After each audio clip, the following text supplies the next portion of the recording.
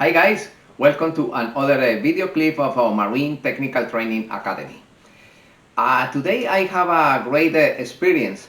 I visited a boat, aluminum boat. It's a Burger, 85 feet. That wonderful boat. Yeah, that boat is in aluminum. And the captain is one of my students some years ago, Bosco Baltodano, and the first engineer, Lautaro, other Argentine engineer, mechanical engineer. Okay, they called to me because they have some issues of corrosion. We are going to analyze in other video clip that situation of corrosion, or other issues with the frequency of the boat, especially when one of the air conditioned chiller units start. In that boat, they have two chiller units, and each chiller unit have around 4 air handles. When one of the chiller unit enter, look at the voltage. The voltage is 210, around 210. It's low. This is basically because in this moment it's summer, it's high temperature, and you know that the tension in the hot lines decrease a little. Alright, but the voltage is 210, it's okay, it's in the range. And the frequency is 59.6, 60 Hertz. It's okay, it's American power, the frequency should be 60 Hertz. However, when one of the chiller units start, look at the frequency, look at this. Look at the frequency going up around 116, 117 Hertz, and after that go down, and once again increase. Is fluctuating around 116, 117 Hertz, where the frequency should be 60 Hertz.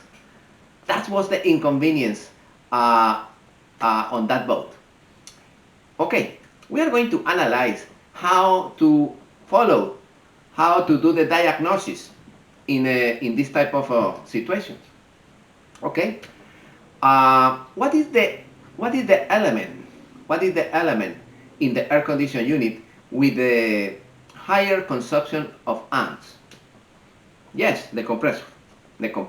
After that, the evaporator, the blower of the evaporator. But the compressor in the condenser unit is the element with high consumption of amps, especially at the beginning of the cycle. And you remember I explained in other episodes, in my courses, in my classes, in the laboratories, in different video clips that you have in my website, www.mrlopezclasses.com, or also in www.mttedu.org, both of them. I explained how to check the compressor. You remember? There are two methods. One method is with the multimeter in ohms, and you check the reading between common and star, and the reading in between common and run, and those readings, one plus the other one, should be equal to the reading in between star and run. Yeah, this is the slide that I have in my book of air conditioning units.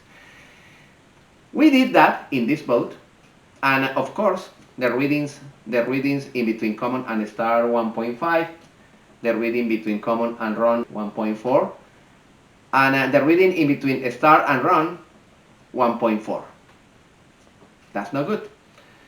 In that case, you have a high suspicion that the problem is the compressor. But we are going to verify that the problem is on the compressor with the megometer. And we are going to use that megometer. It's a great megometer. And we are going to check in one of the units, the unit that is in good conditions, is running, that unit.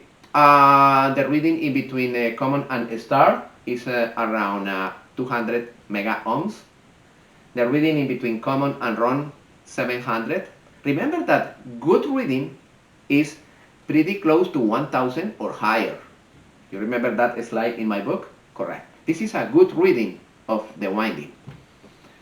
Okay, what is the meaning of that? The compressor is running, but when you apply heavy loads, all the evaporators, all the air handles were running at the same time, probably shut down. And this is the problem in that boat, in one of the units. And now we are going to check the other unit. Yeah, once again, we disassemble the cover for the relay of the motor of the compressor. We found that the three cables, common, start and run, and we disconnect the first one, the run. We isolate that winding in the motor, and we check with the megometer. And look at this.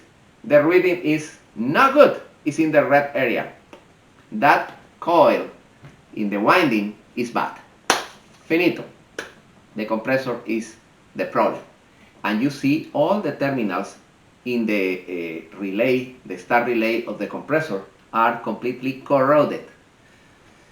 Okay, this is why the frequency increased dramatically, more than 100 Hz, where it's supposed that is 60 Hz.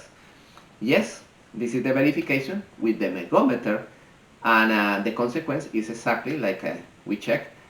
The voltage is good, but the frequency increased dramatically and stay high frequency. Crazy. It's completely crazy, the response. Okay, guys, this is the analysis and this is the process.